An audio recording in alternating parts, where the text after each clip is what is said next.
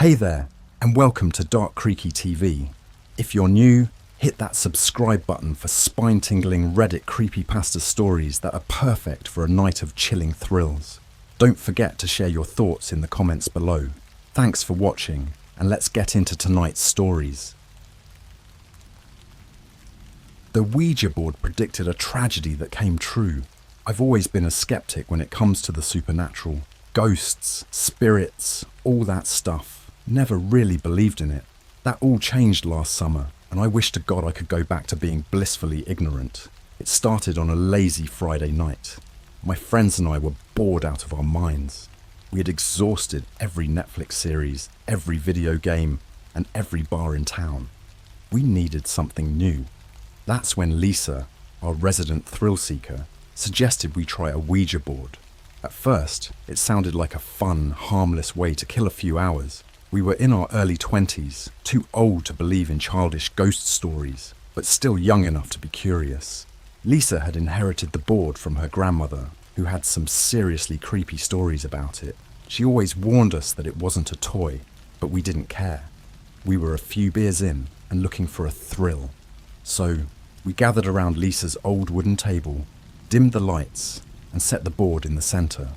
The board itself was ancient, with yellowing edges and faded letters. The planchette looked like it had been through hell and back, but it moved smoothly on the board's surface.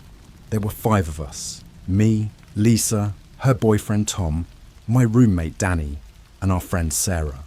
We all placed our fingers on the planchette and started asking the usual stupid questions. Is anyone there? What's your name? Expecting nothing to happen. At first, it was the typical, "Oh my God, are you moving it?" kind of stuff. But then, things got weird. The planchette started moving faster, with more force. None of us were pushing it, I swear. It was like something else had taken control. The board spelled out a name, A-L-I-C-E. "Who's Alice?" Lisa asked, her voice shaky. No answer. The planchette just stopped dead in the center of the board. We tried to laugh it off, but the atmosphere in the room had shifted.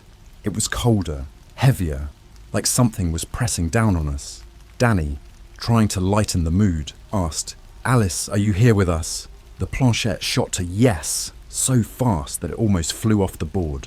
I could see the fear in everyone's eyes now. This wasn't a game anymore. We were in over our heads, but none of us wanted to be the first to back out. That's when things took a darker turn. Tom, the skeptic of the group, challenged Alice to prove she was real. "If you're really here, show us a sign," he said with a smirk. As soon as the words left his mouth, the room plunged into darkness. The lights flickered, then went out completely. We were left in pitch black. The only sound was our own breathing. Then came the smell. It was this foul, rotting stench that filled the room. Like something dead was right there with us. I gagged, covering my nose with my shirt. Danny reached for his phone to use the flashlight, but it wouldn't turn on. None of our phones worked. We were trapped in darkness with whatever we had summoned. Suddenly, the temperature dropped even further. I could see my breath in front of me, frosty and white. That's when we heard it, a soft, almost imperceptible whisper. It was coming from right behind me. "Get out!" it said. I whipped around, but saw nothing. Just the empty darkness. Sarah screamed, breaking the silence. She pointed at the table where the Ouija board was still sitting. The planchette was moving on its own now, spelling out something quickly, frantically. We crowded around, trying to make sense of it. L-E-A-V-E. That was enough for me. "Guys, we need to stop this now," I said, my voice trembling. But before we could do anything, there was a loud crash. The bookshelf in the corner of the room toppled over, books flying everywhere. We jumped back, adrenaline pumping. Lisa, her voice shaky and scared, finally broke the silence. "We need to end this, now!" She grabbed the planchette, but it burned her hand. She screamed, dropping it like it was on fire. Her palm was red and blistered. Panicking, I grabbed the board and threw it across the room. It hit the wall and fell to the floor, but the planchette stayed where it was, still spelling out that same word, L-E-A-V-E. We didn't need to be told twice. We bolted out of there, leaving the board behind. We thought that was the end of it, just a spooky experience to laugh about later. But it was only the beginning. Over the next few days, strange things started happening. Lights flickered constantly, doors slammed shut on their own, and that awful smell of rot would come and go without warning. The worst part was the dreams. We all started having the same nightmare, trapped in a dark room with something we couldn't see but could feel. It whispered to us, telling us we were going to die. I would wake up in a cold sweat, heart pounding, the words echoing in my mind. Then, one night, it happened. The tragedy that Alice had warned us about. After that night, none of us could shake the feeling that something was wrong. The weird occurrences kept escalating. Lisa's dog, Max, a usually calm and friendly golden retriever, started growling at empty corners, his hackles raised. He would bark furiously at nothing, and there were times we'd find him whimpering under the bed, refusing to come out. Tom, ever the skeptic, insisted we were all just letting our imaginations get the better of us, but even he couldn't ignore what happened next. One evening, we were all hanging out at Lisa's place, trying to pretend everything was normal. We had pizza, a few beers, and were watching a movie. It was almost enough to make us forget about that cursed night. Almost. Then, Sarah's phone rang. She glanced at the screen, her face turning pale. "It's from my house," she said, confused. "But no one's home." She answered it on speaker, and all we heard was static at first. Then, faintly, a voice came through. "Help! Me!" It was Sarah's little brother, Jake.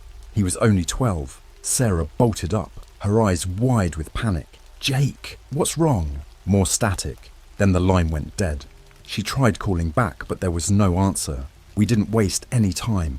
We jumped into Tom's car and sped to Sarah's house, breaking every speed limit along the way.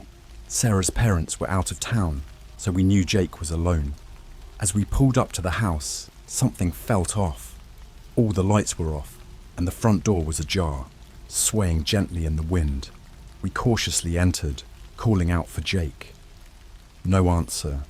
The house was eerily silent. Sarah was on the verge of tears, her voice cracking as she called for her brother. We split up to search the house, our footsteps echoing through the empty rooms. Tom and I headed upstairs while the others checked the ground floor. We found Jake's room empty, but there was a strange chill in the air. It was like stepping into a freezer. My breath fogged up in front of me, and I felt a shiver run down my spine. That's when we heard the noise, a faint scratching sound coming from the attic. Tom and I exchanged a nervous glance. "Jake!" I called out, but there was no response. We found the attic ladder and pulled it down, the old wood creaking ominously. Climbing up, I felt a sense of dread wash over me. The attic was dark, only lit by the dim glow of the streetlights outside. As we reached the top, we saw Jake huddled in the corner, his eyes wide with terror. "Jake, it's okay, we're here," Tom said, moving towards him. But Jake didn't respond. He just kept staring at something behind us. I turned slowly, my heart pounding in my chest. There, in the shadows, was a figure. It was tall, with long, stringy hair, and eyes that seemed to glow in the dark. Its mouth was twisted into a grotesque grin, and it was holding the Ouija board. "How?" I started, but the words caught in my throat. The figure moved closer, and I felt an icy wind brush past me. I wanted to run, but my legs felt like lead. Tom grabbed Jake, lifting him up, and we scrambled down the ladder as fast as we could. The figure didn't follow, but I could feel its eyes on us the whole time. We bolted out of the house, jumping into the car and speeding off. Jake was shaking, tears streaming down his face. "It was her," he whispered. "The lady from the board. She said we're all going to die." We tried to console him, but the fear in his eyes told us he believed every word. That night, we all stayed at Sarah's place. No one slept. Every creak, every whisper of the wind sent us into a panic. We knew we had to do something, but what? How do you fight something you can't see? The next day, we decided to visit a local paranormal expert. Yeah, I know how it sounds, but we were desperate. The guy, an older man named Victor, listened to our story with a grave expression.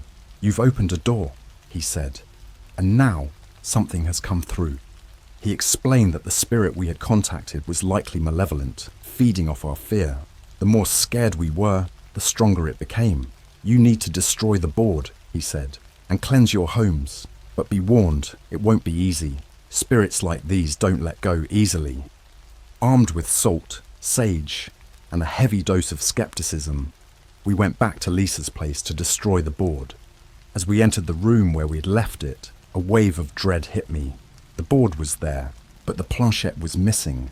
The stench of rot was stronger than ever. We scattered salt around the room and burned sage, chanting the cleansing words Victor had taught us. The atmosphere grew thicker, heavier, and the temperature dropped. Just as we were about to set the board on fire, the lights went out again. In the darkness, we heard it, that same whisper, now louder, more insistent. You can't escape. You're mine. The sound of shattering glass filled the room as something invisible threw objects around. Books flew off shelves. Pictures fell from the walls. We huddled together, trying to stay calm, but the fear was overwhelming. Lisa struck a match and set the board ablaze. For a moment, nothing happened. Then, the flames roared to life, the board burning with an unnatural intensity. The room filled with thick, acrid smoke, and the whispers turned into screams. We ran outside, coughing and gasping for air. From the safety of the yard, we watched as the flames consumed the board. The screams faded, and the oppressive atmosphere lifted. We thought it was over. We hoped it was over. But deep down, I knew this was just the beginning. Alice wasn't done with us. Not by a long shot. Destroying the Ouija board should have been the end of it, but the nightmare was just getting started. The next few days were a blur of paranoia and fear. We tried to go back to our normal lives, but it was impossible. The events of that night haunted us, and the sense of dread lingered like a shadow. Sarah moved back in with her parents, refusing to stay alone. Lisa and Tom were glued to each other, unable to sleep without the other nearby. Danny and I barely spoke, each of us lost in our thoughts. None of us wanted to admit it, but we were all waiting for the other shoe to drop. It didn't take long. It started with the little things. Objects would disappear and then reappear in odd places. Lights would flicker, and the temperature would drop suddenly. Max, Lisa's dog, grew more agitated, barking at nothing and scratching at doors. The rot smell would come and go, stronger than ever. One night, as I was trying to fall asleep, I heard a faint tapping sound. At first, I thought it was just the house settling, but it grew louder, more insistent. I got up, my heart pounding, and followed the noise to the living room. The tapping was coming from the window. I peered outside but saw nothing, just the empty street lit by the dim glow of the streetlights. I turned around to go back to bed, and that's when I saw it. On the living room wall, written in what looked like blood, were the words, "You're next." I froze, my blood running cold.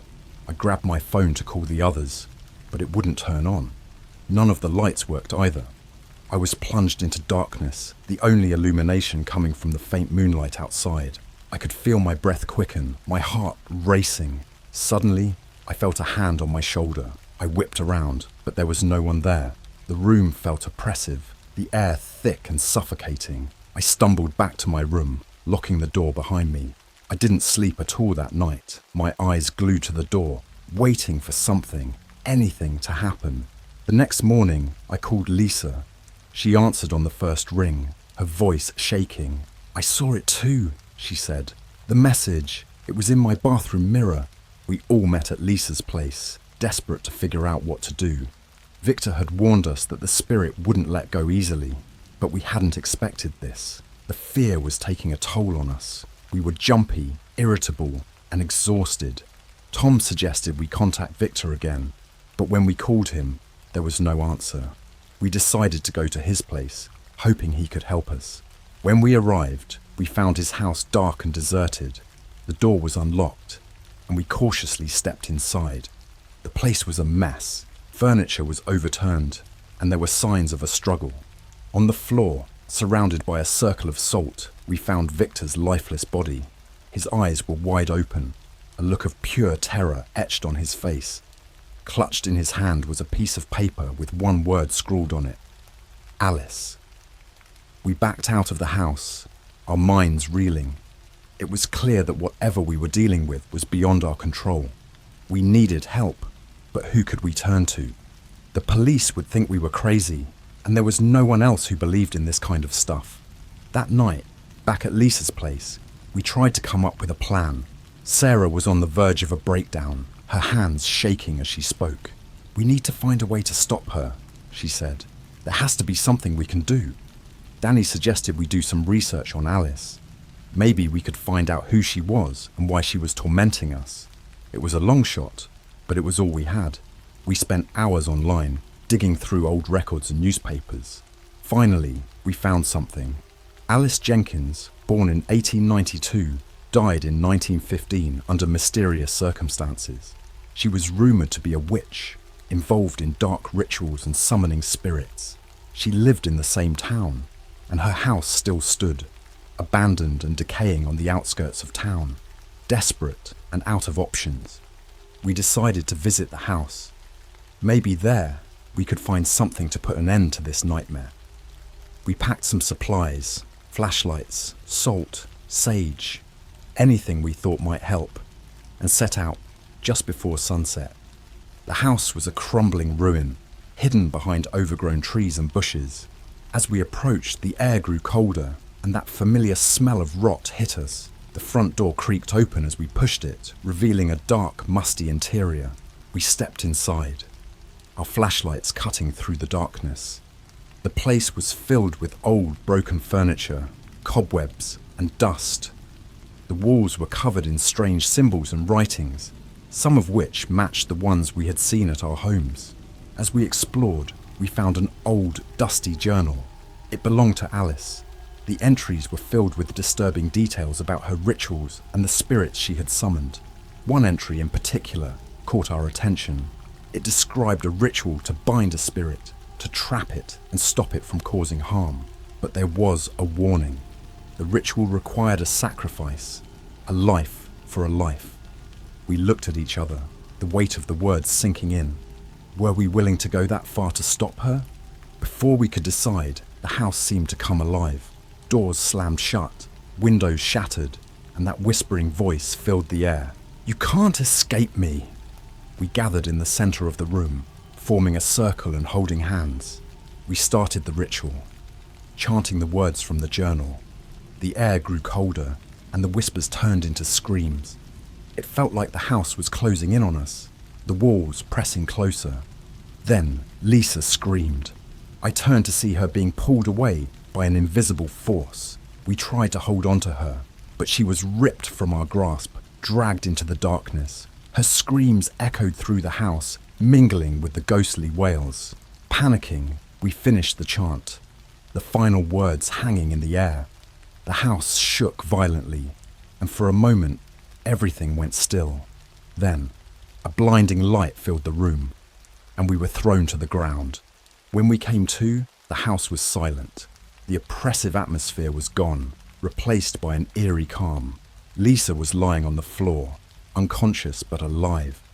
We carried her out of the house, not daring to look back. As we drove away, I couldn't shake the feeling that it wasn't over. The ritual had worked for now, but Alice's presence still lingered in the back of my mind. The nightmare wasn't over. It was only a matter of time before she found a way back. We left Alice's house that night, hoping the ritual had worked and that we were finally free. Lisa woke up in the car, groggy and disoriented. She didn't remember much of what had happened, just a sensation of being pulled into darkness and an overwhelming sense of terror. The days that followed were eerily quiet. The oppressive atmosphere seemed to have lifted, and the strange occurrences stopped. For the first time in weeks, we felt a glimmer of hope. We were still shaken, still haunted by the memories of what had happened, but at least we could sleep without nightmares. But peace came at a cost. A few nights later, we gathered at Lisa's place again. We were hesitant to be alone, preferring the comfort of each other's company. We tried to distract ourselves with movies and games, anything to take our minds off the past few weeks. For a while, it worked. We laughed, joked, and for a moment, it felt like everything was back to normal. Then came the knocking. It was faint at first, a soft tapping that we could barely hear over the sound of the TV, but it grew louder, more insistent. We paused the movie, exchanging uneasy glances. The knocking continued, coming from the front door. Tom, ever the brave one, got up to check. "It's probably just some kids messing around," he said, trying to sound casual. He opened the door, but there was no one there.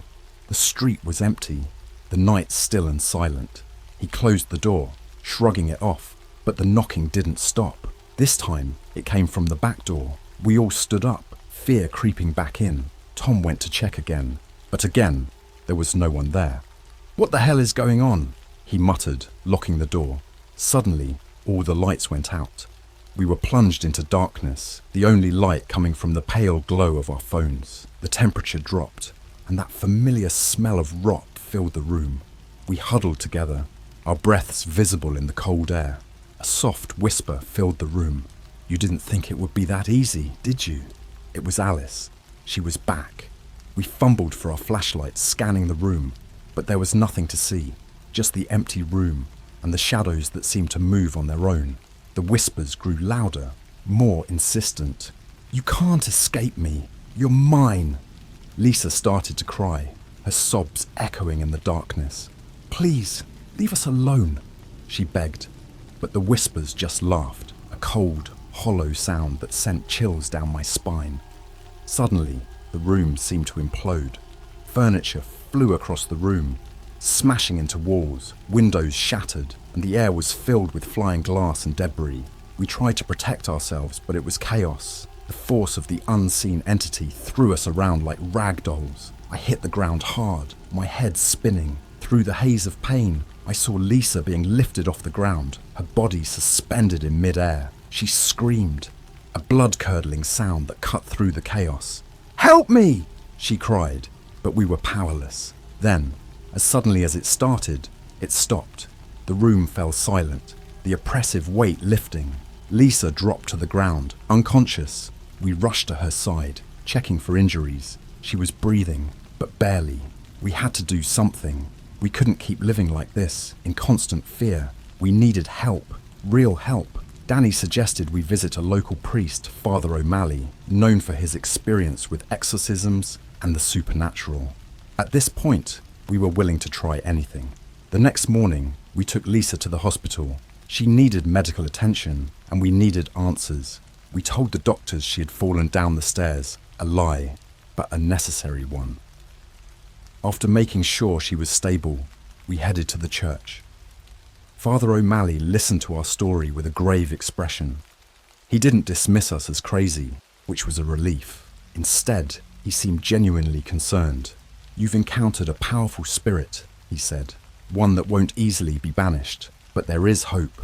He explained that we needed a more powerful ritual, one that would bind Alice and prevent her from returning. But it required something from us, a sacrifice. Not a life, but something equally significant. "You must be willing to let go of your fear," he said. "Only then can the spirit be banished." It sounded impossible. How could we not be afraid after everything that had happened? But we were desperate, and Father O'Malley's confidence gave us a sliver of hope. He gave us the instructions for the ritual, warning us that it would be dangerous. "You must be strong," he said, "and you must do it together. Only then will it work." That night, we gathered at Lisa's place again. She was still in the hospital, but we knew we had to act fast. The ritual required us to confront our fears, to face Alice head-on. We formed a circle, holding hands, and began the chant Father O'Malley had taught us. The temperature dropped, and the whispers started again. "You can't do this," Alice hissed. "You're mine." We continued chanting, our voices trembling but steady. The room grew colder, the air thick with the stench of rot. Shadows danced around us, and the whispers turned into screams. But we didn't stop. Then the lights flickered, and Alice appeared. Her twisted grin, her glowing eyes, all of it was real.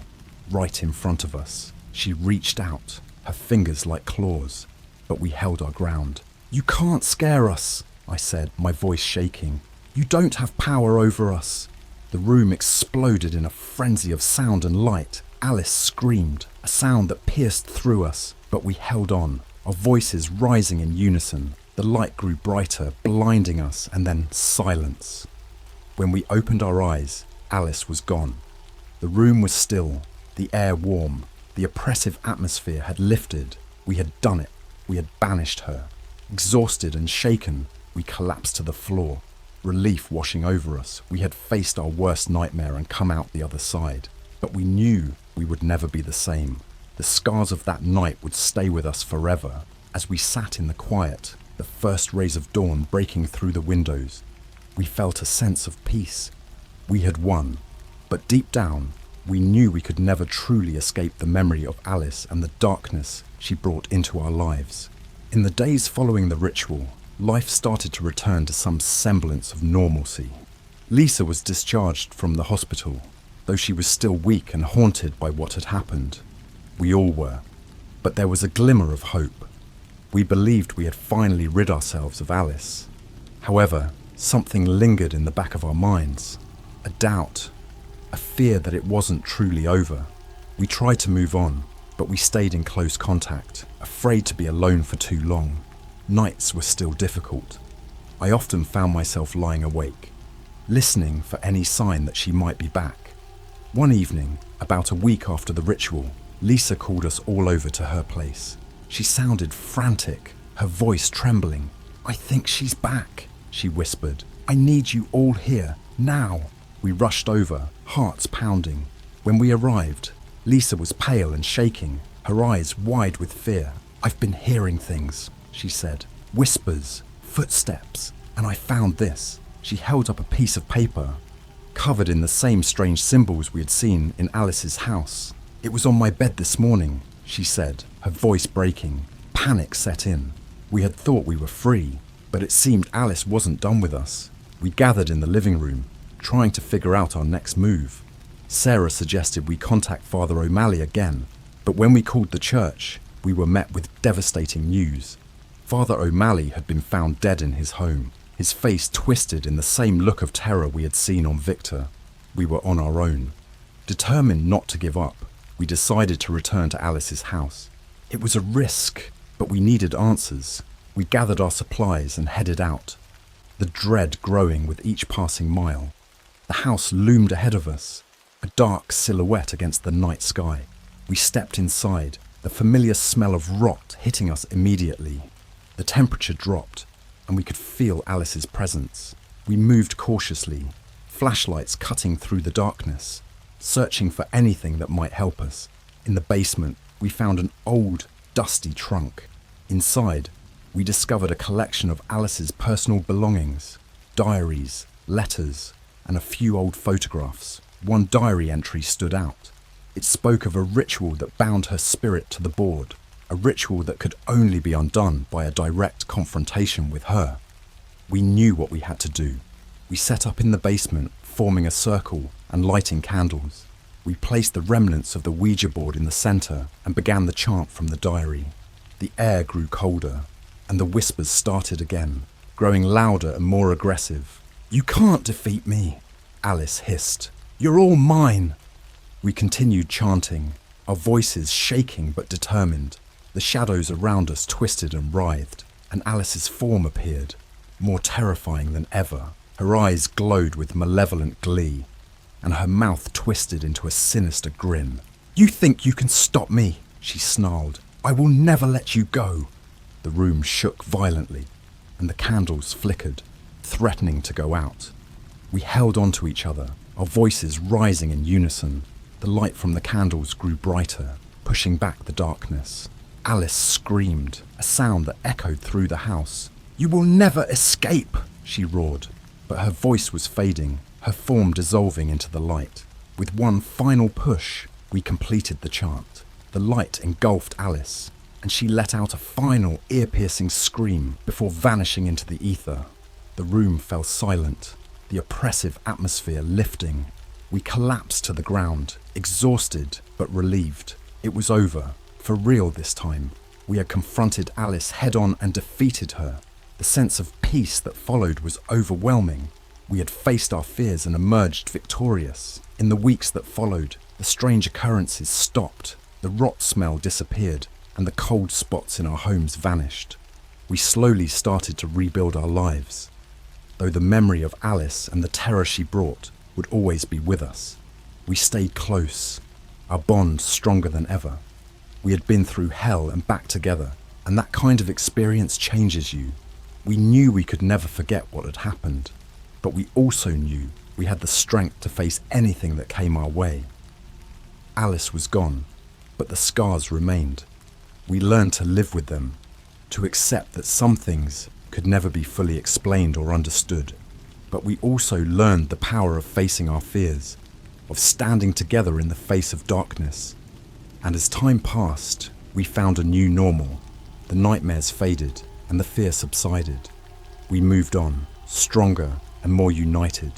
The memory of Alice became a distant, haunting echo, a reminder of a battle we had fought and won, and we vowed never to touch a Ouija board again.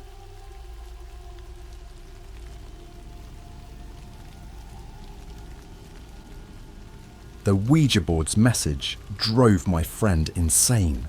"Hey Reddit, I need to share something that's been eating at me for months. It's a long story, and I wouldn't blame you if you stopped reading, but I need to get this off my chest." This all started about 6 months ago, when my friend Mark and I found an old Ouija board at a garage sale. We thought it would be fun to mess around with it. God, how stupid we were. Mark and I have been best friends since elementary school. We did everything together. We both had a bit of a fascination with the paranormal, but we never took it seriously. That day, the garage sale was mostly junk, but then we spotted the Ouija board. It looked ancient, made of some kind of dark, heavy wood, and the planchette had strange carvings all over it. The old lady selling it gave us a weird smile and said it had been in her family for generations. She almost seemed eager to get rid of it. We should have seen that as a red flag. We took it back to Mark's place. His parents were out of town, so we had the house to ourselves. We set up in the living room, turned off the lights, and lit a couple of candles. It was all a joke to us, just something to kill time. We placed our fingers on the planchette and started asking the usual questions. "Is anyone here? What's your name? How did you die?" At first, nothing happened. We laughed it off, calling each other out for pushing the planchette. But then it started moving. Slowly at first, but with increasing speed and force. It spelled out yes. Mark's face went pale, but I thought he was messing with me. I called him out, but he swore he wasn't doing it. We asked for a name, and it spelled Sarah. I could feel the air in the room get colder. Mark's dog, Rex, started barking like crazy from the kitchen. He never barked like that. We asked Sarah how she died, and the planchette started moving so fast it almost flew off the board. It spelled out Murder. I felt a chill run down my spine. Mark looked terrified, but we kept going. We asked who killed her. The board spelled out YOU. That's when things started getting really messed up. The candles flickered and went out. We were plunged into darkness. I scrambled for my phone to turn on the flashlight. When I did, I saw Mark staring at the board, his eyes wide with fear. He said he could hear whispers, but I couldn't hear anything. Then, the planchette started moving on its own, no fingers on it, just gliding across the board, spelling out GETOUT. We both jumped up and backed away. I grabbed the board and threw it into the fireplace, hoping to burn it. But the damn thing wouldn't catch fire. The wood just wouldn't burn. Mark started screaming, clutching his head, saying he could feel something inside his skull, scratching and clawing. I dragged him out of the house, and we drove to my place. He spent the night there, but he didn't sleep. Neither did I. The next day, Mark seemed different.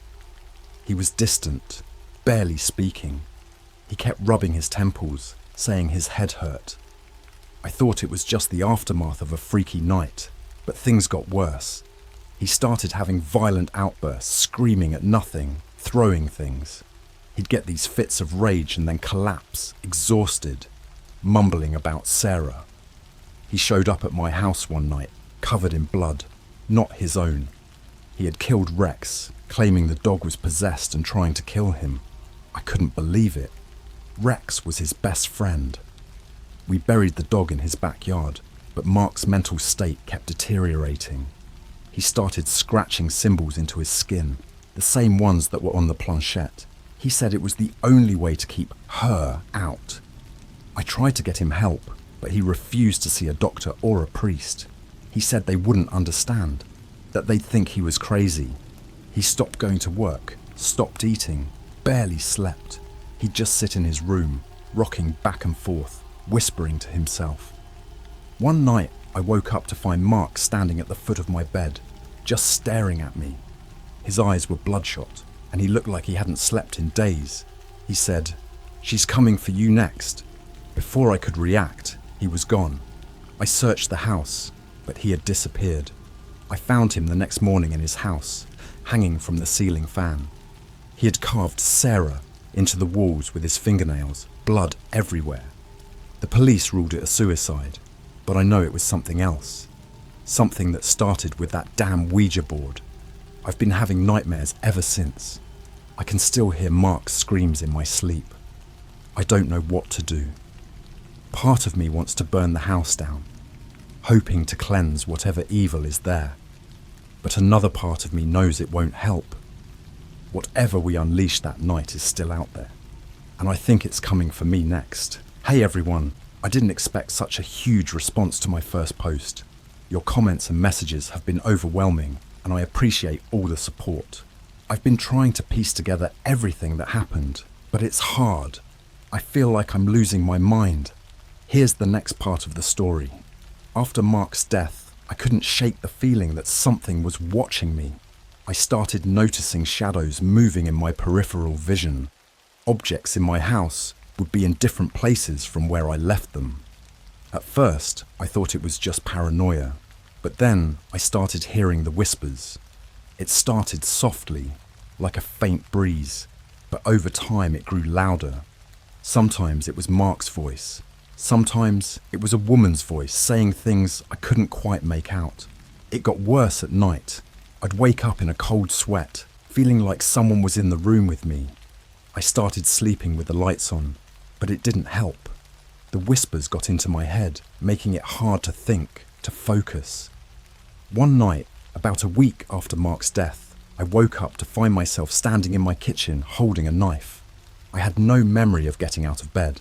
The knife was dripping with blood, but I couldn't find a wound on myself. My heart pounded as I checked the house, fearing I had hurt someone. There was no one there. But the whispers were louder, almost like they were mocking me. I decided I needed help. I reached out to a local paranormal investigator, a guy named Jack who had a decent reputation. He agreed to come over and check things out. When he arrived, he seemed skeptical but willing to listen. He brought all kinds of equipment, EMF meters, thermal cameras, the works. We started in the living room, where the Ouija board incident had happened. Jack set up his gear and started asking questions into the air. The EMF meter spiked a few times, but nothing too crazy. Then, he pulled out a voice recorder and asked if anyone was there. We sat in silence for a few minutes, and then he played back the recording. At first, it was just static, but then a voice broke through, clear as day, whispering, "Leave." Jack's face went pale. He suggested we try a cleansing ritual to rid the house of whatever was haunting it. He started burning sage and chanting something in Latin. As the smoke filled the room, the whispers turned into screams. I could hear Mark's voice, shouting my name, begging for help. I collapsed on the floor, clutching my head, trying to block out the noise. Jack kept chanting, but the screams only grew louder. Suddenly, all the lights in the house went out. We were plunged into darkness. I heard Jack shout, and then a loud crash. When the lights flickered back on, Jack was lying on the floor, unconscious, with blood trickling from his nose. I dragged him out of the house and called an ambulance. They said he had a severe concussion, but he couldn't remember what happened. I was left alone again, with the whispers and the shadows. I started researching everything I could about the Ouija board, trying to find a way to undo what we had done. I found stories about people who had gone through similar experiences, but none of them had a happy ending. It seemed like once you opened the door, there was no closing it. Desperate, I contacted the old lady who sold us the board. She was hesitant to talk, but I begged her for help. She finally agreed to meet me at a local coffee shop. When I saw her, she looked even older and more frail than I remembered. She told me the board had been in her family for generations and that it was cursed. She said that the spirit of Sarah was trapped in the board and that she had killed her own brother in a fit of rage centuries ago.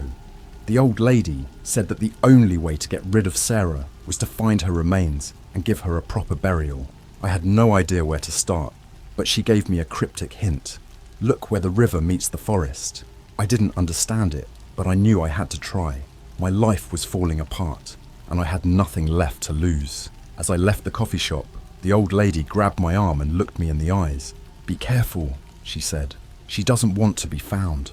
I shuddered at the warning, but I knew I had to keep going. I had to find a way to end this nightmare before it consumed me completely. Hey again, Reddit. I appreciate all the feedback and support from my last 2 posts. This story just keeps getting darker, but I need to finish it. Here's the next part. After talking to the old lady, I started researching local history, trying to find any connection between Sarah and the phrase, "where the river meets the forest." I spent hours in the library, digging through old newspapers and historical records. Finally, I found a reference to a place called Blackwood Forest, located by the river on the outskirts of town. The forest had a dark reputation, stories of people going missing, strange lights, and eerie sounds. It seemed like the place I was looking for. I decided to head out there the next morning. I packed a bag with essentials, flashlight, water, snacks, and a first aid kit. As I drove towards the forest, a sense of dread washed over me. The whispers were louder than ever, telling me to turn back, to give up, but I couldn't. I had to see this through, for Mark's sake and for my own sanity. The entrance to Blackwood Forest was overgrown and barely visible from the road. I parked my car and started walking, following a narrow path that wound through the trees. The forest was dense, with tall, ancient trees blocking out most of the sunlight. It was eerily quiet, except for the occasional rustle of leaves and the distant sound of the river. As I walked deeper into the forest, I felt a growing sense of unease. The air was thick, almost suffocating. I kept seeing movement out of the corner of my eye, but every time I turned, there was nothing there. The whispers were constant now, a cacophony of voices blending together, making it hard to think. After what felt like hours of walking, I finally reached the river. The water was dark and slow-moving, reflecting the gloom of the forest. I followed the riverbank, looking for any signs of Sarah's remains. The old lady's words echoed in my mind. Look where the river meets the forest. I wasn't sure what I was looking for, but I knew I'd recognize it when I saw it. Eventually, I came across a small clearing near the water's edge. In the center of the clearing was a large, moss-covered rock. It looked out of place, almost like a marker. As I approached it, I felt a sudden chill, and the whispers turned into screams. I knew I had found the right spot. I started digging around the rock with my hands, the dirt cold and damp. After a few minutes, I uncovered a small, rusted metal box. My heart pounded as I opened it. Inside, wrapped in a tattered cloth, were what looked like human bones. I felt a wave of nausea, but I forced myself to keep going.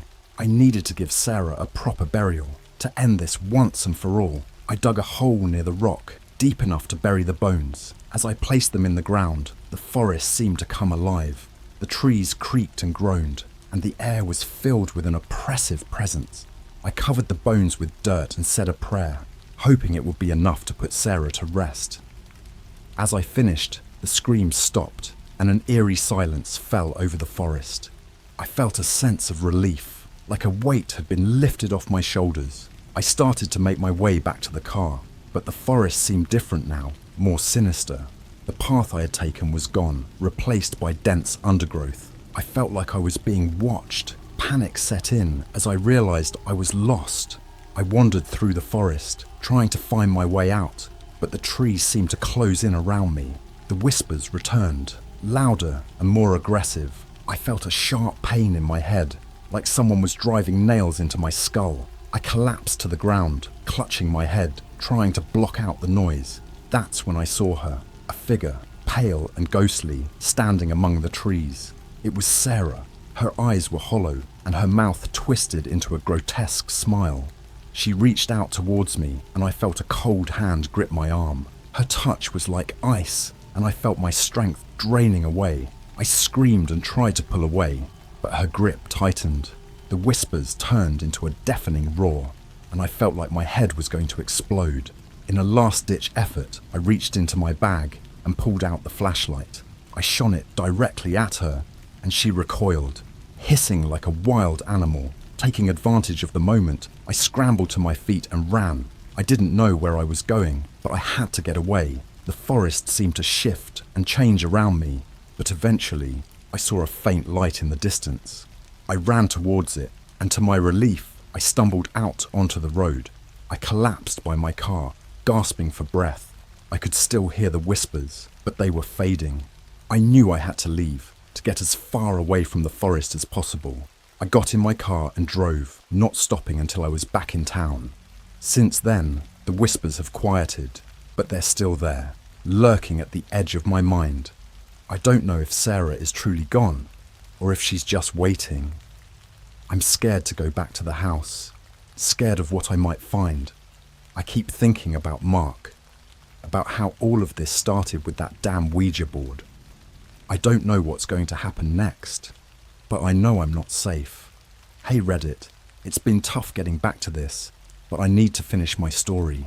The past few days have been a blur. Here's what happened next. After escaping Blackwood Forest, I spent a few days in a cheap motel, too scared to go home. The whispers were faint, but they were still there, like a constant hum in the back of my mind. I tried to convince myself that burying Sarah's remains had worked, that the worst was over, but deep down, I knew it wasn't that simple. Eventually, I had to go back to my house. I needed clothes, supplies, and I couldn't afford to stay in the motel forever. I drove home, my heart pounding the whole way. The house looked the same as I left it, but it felt different, like it was waiting for me. As soon as I stepped inside, I felt a chill. The air was thick with tension, and the whispers grew louder. I forced myself to go through my routine, hoping that normalcy would help. But every shadow seemed to move, and every creak of the floorboards set my nerves on edge. That night, I barely slept. I kept the lights on, but it didn't help.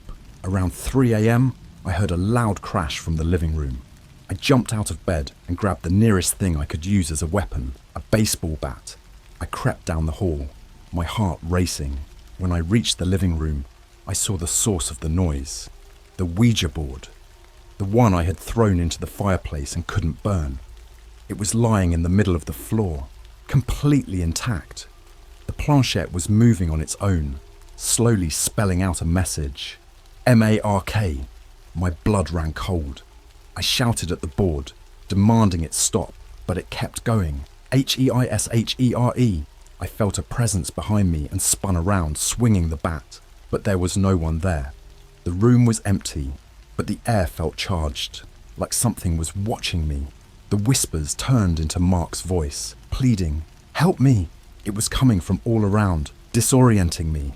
I dropped the bat and fell to my knees, covering my ears, trying to block out the sound. The next thing I knew, I was in the basement. I don't remember going down there. It was cold and dark, with only a single flickering light bulb providing any illumination. The walls were covered in those same strange symbols, the ones Mark had scratched into his skin. I felt a wave of nausea and stumbled back, tripping over something. When I looked down, I saw a makeshift altar covered in dried blood and scattered with bones.